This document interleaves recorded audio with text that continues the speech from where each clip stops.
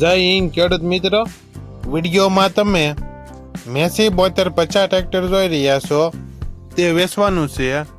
વિડીયોમાં તમે ટ્રેક્ટરની કન્ડિશન જોઈ શકો છો.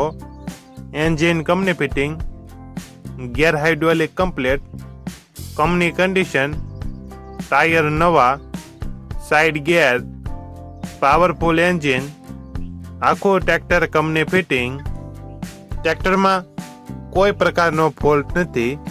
મોડલ 2011 2012, કિંમત 2,45,000.